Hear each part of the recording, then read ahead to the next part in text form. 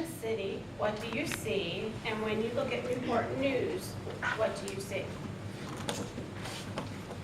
When I think about a vibrant city, I think about inclusion. I think about being a voice to the voiceless. I think about a city where the economic development is out of the water. I think about a city where we're bringing small businesses into Newport News, but also that we're tapping into what's already here. I was recently endorsed by the Black Caucus, and that was their primary focus. How can we be inclusive, and how can we be a voice to the voiceless, and how can we help Newport News to be an economic powerhouse? I am a small business owner, and so I really promote small businesses, but also just to utilize what's already here. When I look at Newport News now, I think about an up-and-coming city. I was raised right here in Newport News, so I see a lot of where we've come from, and then I think about my elders that talk about things that happened in the 70s and 80s here. So there's a lot of growth that's taken place in Newport News. There's a lot of businesses that's come, of course, some that's gone, like Jim's Market. But I think about growth and how I can help on the council to bring more growth, more prosperity into Newport News. Part of that will be creating businesses.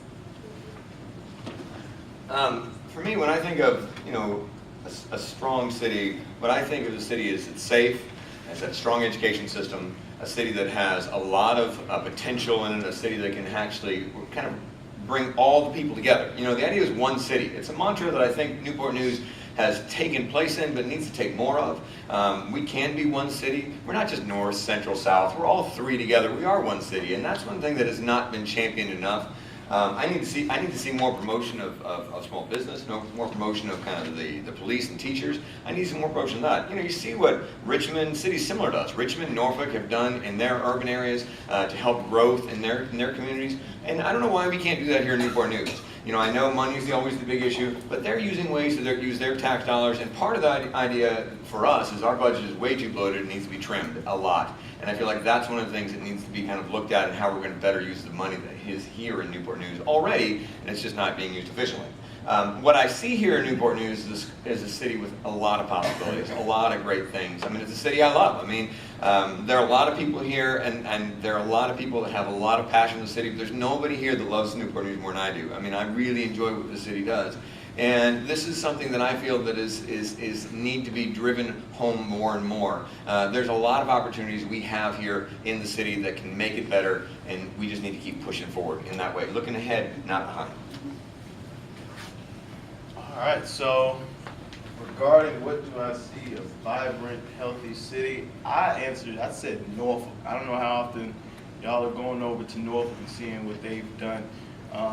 Everything that described within the question, or what the question described, I figured, Norfolk is the perfect example of what's going on and how they've utilized their downtown, their waterfront property, and their waterside district. And so I think, to piggyback off of what Mr. Reed said, it seems like we're getting left behind, and we just need to do a much better job to keep pace with the modern world.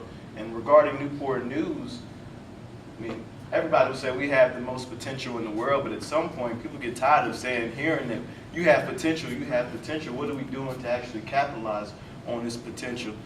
So we need to make sure that we have leaders that are forward thinking and are bringing fresh and new and innovative ideas to the table so that we can shift or capitalize on this potential. All right, so I would definitely say you can't give what you haven't got, right? If you haven't been to other cities, if you haven't traveled to other places, if you haven't worked with other countries, I've been, Bangalore, Beijing, Hong Kong.